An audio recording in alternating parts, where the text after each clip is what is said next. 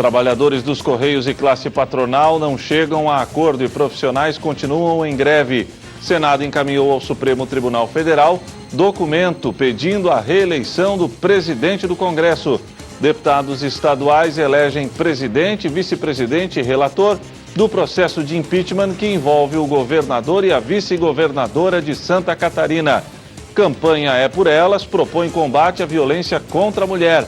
BRDE e CAF disponibilizam linha de crédito de 70 milhões de dólares. Luta contra a pandemia do novo coronavírus está ganhando reforço de uma velha aliada da ciência. É a terapia com anticorpos monoclonais. E mais, os fatos que ganharam destaque durante a semana. As principais notícias do dia você confere a partir de agora. No ar pela TV Primavera de Criciúma, Informe Região.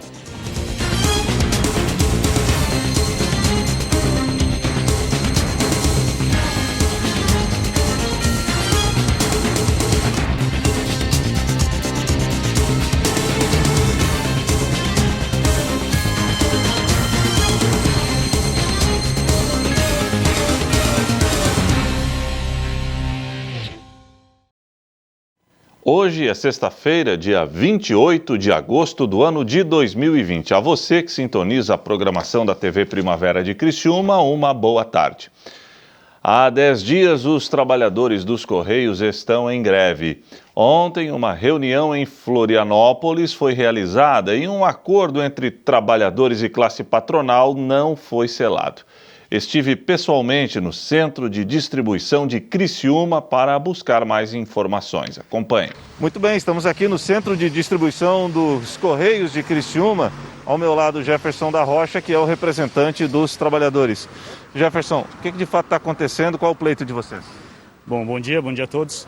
A gente está aí desde julho tentando fechar um acordo coletivo com a empresa, né?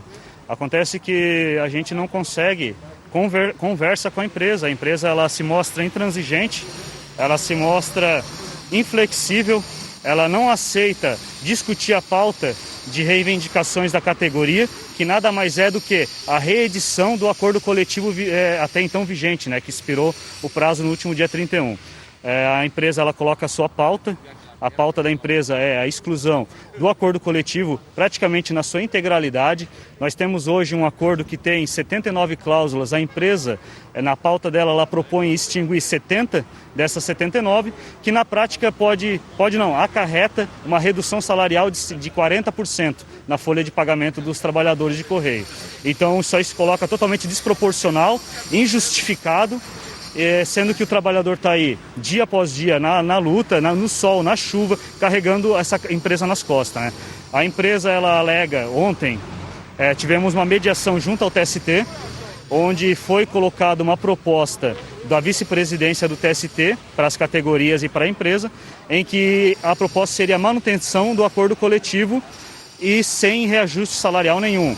A gente, de fato, não pede reajuste, é só manutenção, né? No caso, os trabalhadores aceitariam essa situação proposta pela Justiça, pelo TST, né? Tribunal Superior do Trabalho. Os trabalhadores, eles aceitariam essa proposta?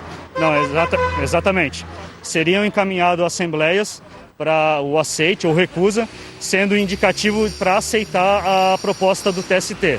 Porém, no dia de ontem mesmo, a empresa já soltou nota recusando essa proposta, querendo levar a cabo essa proposta de redução de 70 cláusulas. Sendo assim, foi nomeado o relator do dissídio coletivo, né? Provavelmente para a semana que vem. A ministra Kátia vai ser a julgadora.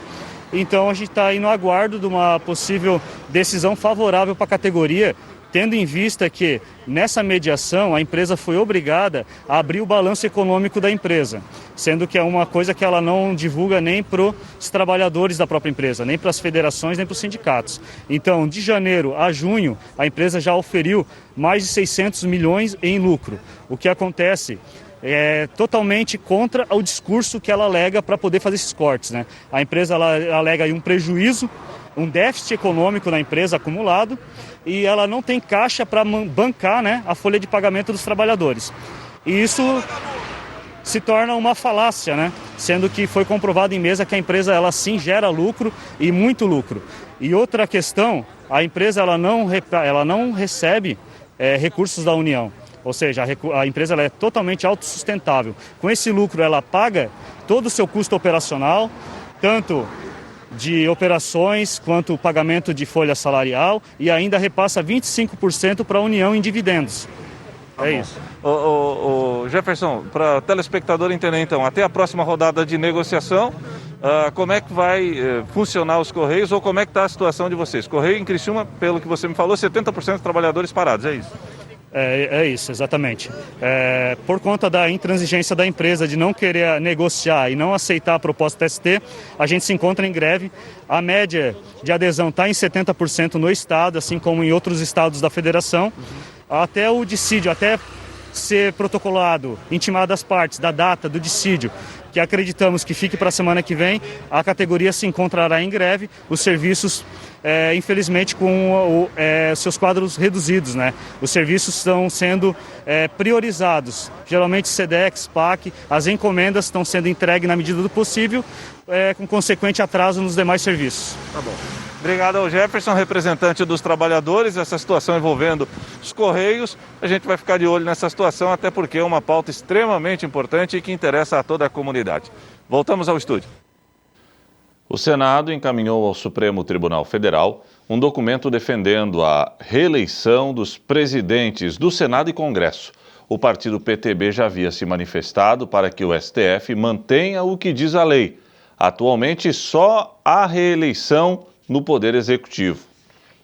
Caberá ao Supremo Tribunal Federal a decisão se ficará mantida ou não a proibição da reeleição dos presidentes da Câmara e do Senado. O partido PTB apresentou um pedido à Corte para que fosse preservado o que está na legislação. Atualmente, a Constituição e o regimento interno, tanto da Câmara quanto do Senado, não possibilitam a recondução ao cargo em uma única legislatura. O presidente do STF, ministro Dias Toffoli, vai escolher uma data para analisar o caso. As eleições nas casas acontecem em fevereiro de 2021. Nesta quinta-feira, o Senado enviou ao Supremo Tribunal Federal uma manifestação em que defende a possibilidade de reeleição dos presidentes da Câmara, Rodrigo Maia, e do Senado, Davi Alcolumbre, ambos do Democratas. Pelo documento que foi enviado pelo Senado, o argumento é o de que a emenda constitucional que autorizou a reeleição do ex-presidente Fernando Henrique Cardoso alterou o princípio constitucional da reeleição no Executivo. Portanto, valeria também para o Legislativo. Já a justificativa do pedido do PTB é o de que a reeleição e a perpetuação de um indivíduo no poder ferem princípios republicanos. O Supremo, porém, abriu uma brecha em 1999, permitindo a reeleição do presidente das casas de uma legislatura para outra. Com base nisso, ocorreu a reeleição de ACM no Senado e depois de Michel Temer e Rodrigo Maia. Maia conseguiu também a autorização da Justiça para ser reeleito após um mandato tampão em 2017. Na Câmara, há dezenas de postulantes ao cargo de presidente. Entre eles, o deputado Marcos Pereira, do Republicanos, representante da bancada evangélica, Arthur Lira, do PP, e Aguinaldo Ribeiro, também do PP. Alessandro Molon, do PSB, é o nome levantado entre a oposição. No Senado, Davi Alcolumbre acredita que possa convencer os 11 ministros do Supremo a liberarem sua candidatura e vem articulando sua reeleição junto a parlamentares. Se conseguir, por consequência, seria liberado também Rodrigo Maia, que já está no terceiro mandato consecutivo. Maia, no entanto, tem dito que pode não concorrer novamente ao posto. É uma conversa, nada de reeleição, nada desse assunto. Eu não sou candidato à reeleição, entendeu? Acho que as matérias estão completamente equivocadas. Toda hora que eu encontrar o ministro do Supremo agora, então estarei tratando da ação do PTB, que trata da não possibilidade, do que já é proibido, da reeleição à presidência da Câmara e presidência do Senado. Eu já disse várias vezes, em várias entrevistas, que eu não sou candidato à reeleição à presidência da Câmara. A seguir, deputados estaduais elegem presidente, vice-presidente e relator do processo de impeachment que envolve governador e vice-governadora de Santa Catarina.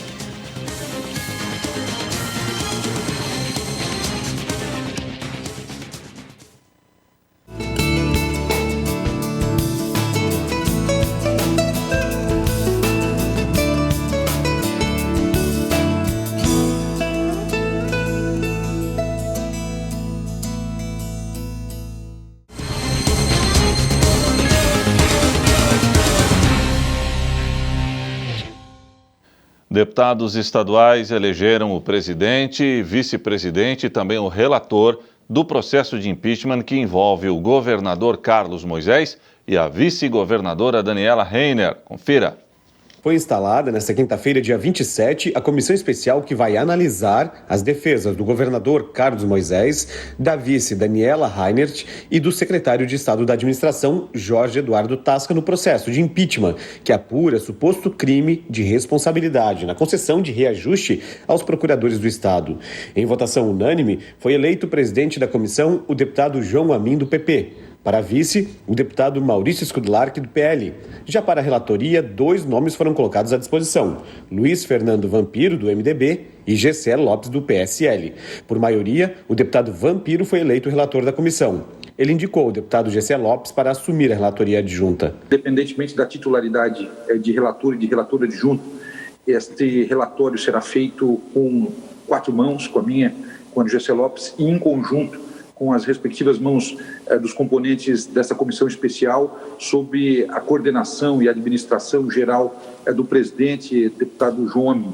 Dizer da importância que tem Santa Catarina, que está de olhos abertos a toda essa tramitação. Assim que assumiu a presidência da comissão especial, o deputado João Amin destacou o rito e os prazos para o andamento do processo. O prazo das defesas se encerram no dia 2. Assim que chegarem essas defesas, a gente vai agendar uma reunião imediatamente para que possamos, o próprio relator e o relator adjunto possam apresentar o seu cronograma de trabalho e a gente poder dar o andamento, que é um andamento curto. São apenas 5 sessões, então será um trabalho curto, porém espero que um trabalho intenso e justo para dar a todos os envolvidos o amplo direito de defesa e para que os deputados, não só os membros da comissão, mas posteriormente o plenário, os 40 deputados possam votar e escolher da melhor maneira. A campanha É por Elas pretende aumentar o combate à violência contra a mulher em Santa Catarina. Acompanhe. Só entre março e abril deste ano, quando o decreto de isolamento social entrou em vigor, uma média de 5 mulheres catarinenses foram vítimas de agressores a cada hora. Foram mais de 6.700 casos de violência doméstica em 2 meses. E até julho, o estado já registrou 35 feminicídios, segundo dados da Segurança Pública. O Partido Socialista Brasileiro aproveitou o Dia Internacional da Igualdade da Mulher, celebrado em 26 de agosto, para lançar a campanha suprapartidária É por Elas, que conta com a participação de lideranças sociais e políticas de todo o estado. O presidente da Assembleia Legislativa, deputado Júlio Garcia, apoiou a iniciativa. E que bom que é por elas, né? Nós que tanto respeitamos e prezamos as mulheres pela sua importância nas nossas vidas, agora temos a oportunidade de participar dessa campanha. A violência, ela a rigor, ela não devia estar presente entre os seres humanos, né? O que nos diferencia dos animais é a racionalidade. E quando se tem a presença da violência, é um comportamento irracional. Mais ainda quando a violência é uma violência contra alguém normalmente sem capacidade de reação, ela se torna, além de tudo, uma violência covarde, né? E nós temos visto, e com a pandemia aumentou a violência contra a mulher. Um dos principais objetivos da campanha é envolver e sensibilizar os homens, mas os organizadores também querem encorajar as mulheres para que denunciem seus agressores e estimular discussões nas escolas sobre o machismo e a violência. As deputadas integrantes da bancada feminina da Assembleia também participaram da live para apoiar a iniciativa. Uma das grandes bandeiras que poderia se ter nesse projeto seria o estímulo a esses grupos reflexivos de homens, né? Eu acho que isso, a gente precisa mudar a educação, a gente precisa tratar esse problema ou discutir se tem uma partir da raiz mesmo, né? Que é dentro das famílias, que é conversar com os homens sobre isso, né, que eu acho que é um problema estrutural e que a gente precisa trabalhar como um todo e todos nós. O meu sonho é que cada sujeito que encontrar, que souber, aonde estiver, seja na empresa, numa igreja, numa TV, num rádio, num comércio, na casa, num condomínio, qualquer lugar, alguém que sabe que uma mulher está sofrendo violência, cria coragem de denunciar.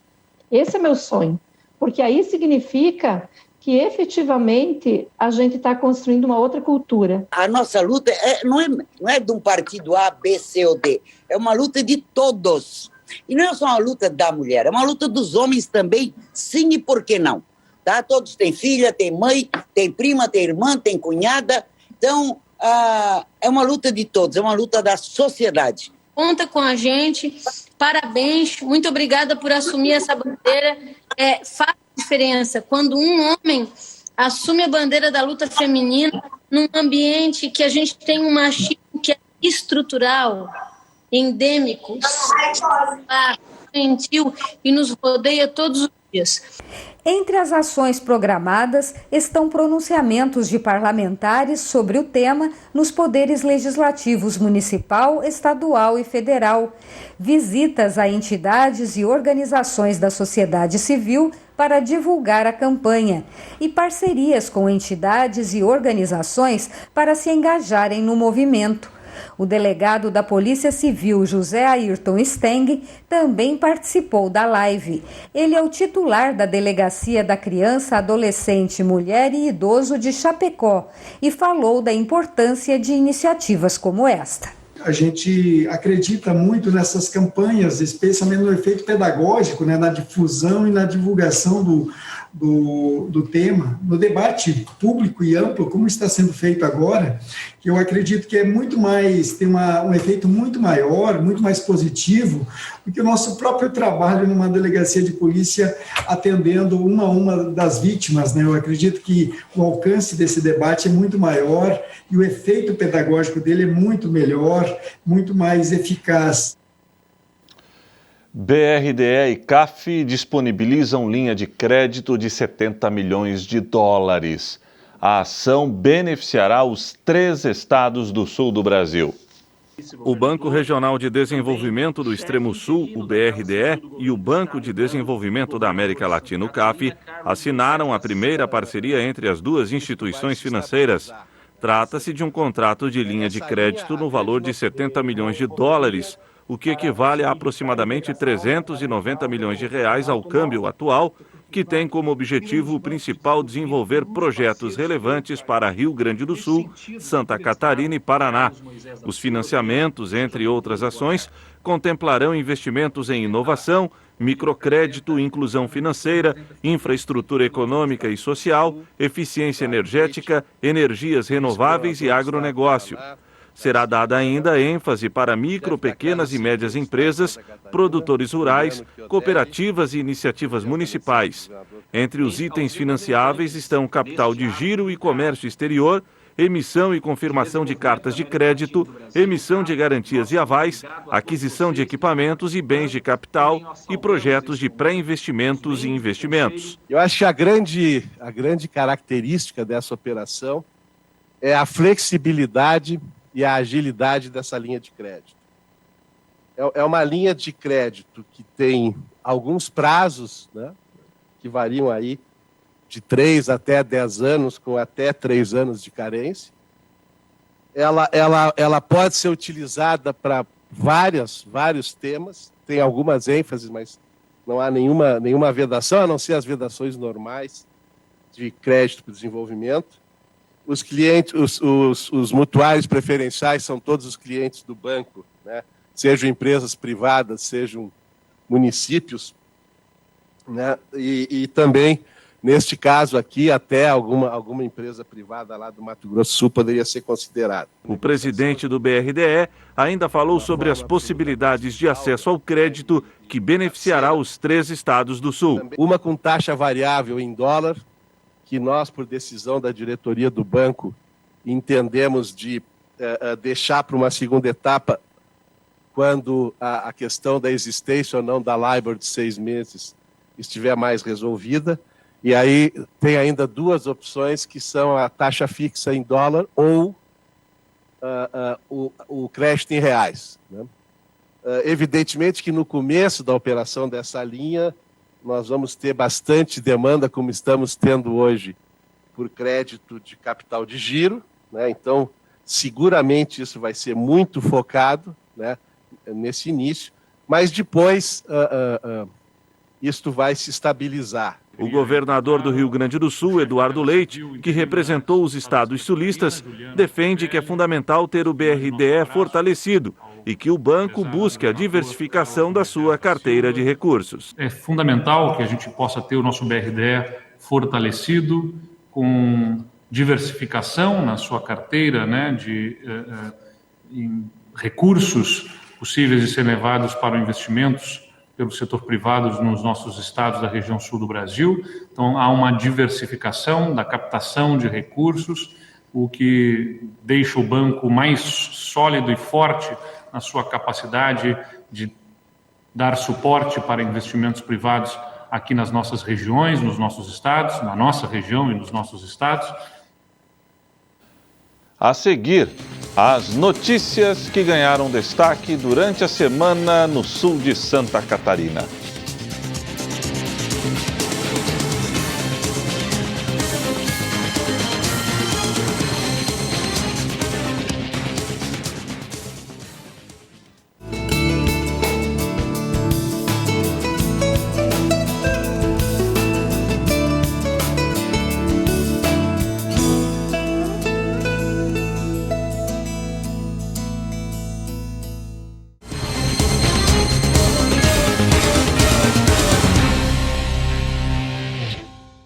A luta contra a pandemia do novo coronavírus está ganhando reforço de uma velha aliada da ciência.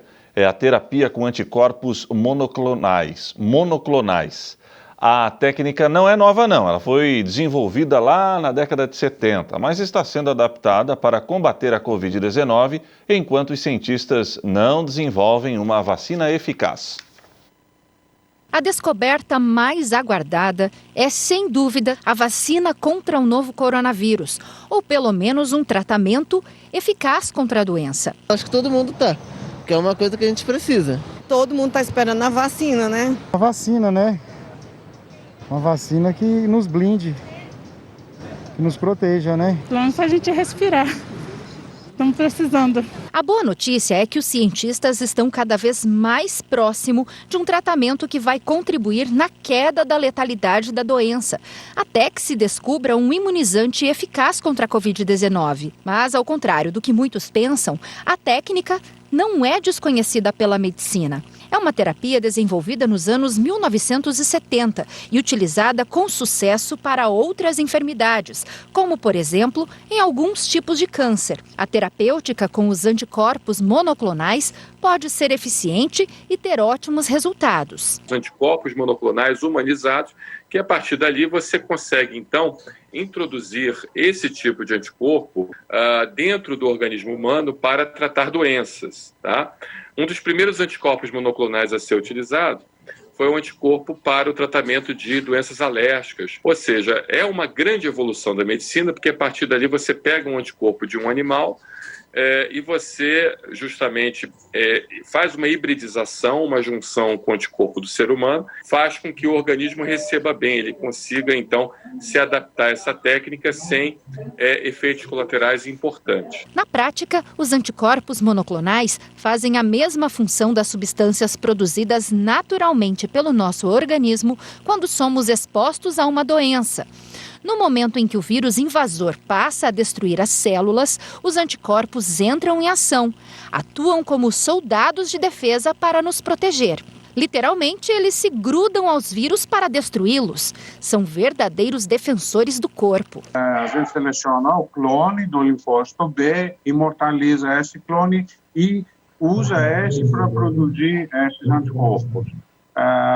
E a gente pode produzir eles de uma forma biotecnológica em células por fermentação e células de mamíferos. Essa alternativa é considerada promissora porque ela pode ser utilizada na prevenção, enquanto ainda não temos uma vacina contra o novo coronavírus. E também pode ajudar pessoas que já estão no tratamento contra a doença. Poderia ser utilizado para tratamento, porque o anticorpo poderia ligar, por exemplo, na proteína do vírus, na superfície do vírus, e bloquear a ligação do vírus com a célula do hospedeiro, do paciente, no caso.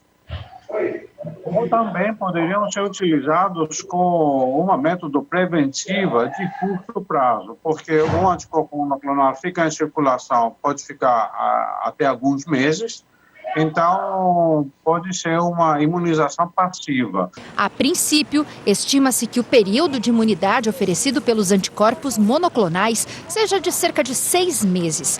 Isso ainda será comprovado nos ensaios clínicos que estão em andamento. E mesmo que a imunidade não seja tão duradoura quanto a de uma possível vacina, a terapia de anticorpos monoclonais é mais uma esperança, nesse tempo em que se busca a cura da Covid-19. Seria um aliado importante, uma técnica a ser utilizada que, no futuro, algo corriqueiro, né? Eu digo para você que dois avanços na medicina vão mudar, vão ser o divisor de águas da história da medicina. É o anticorpo monoclonal e a terapia gênica. Técnicas que, com o passar do tempo, vão substituir, com certeza, essas técnicas atuais utilizadas, tratamento convencional, tanto para doenças infecciosas, neoplásicas, como câncer, como também para doenças de alta agressão, de autoimunidade. E para fechar o Informe Região desta sexta-feira, vamos conferir os fatos que ganharam destaque durante a semana.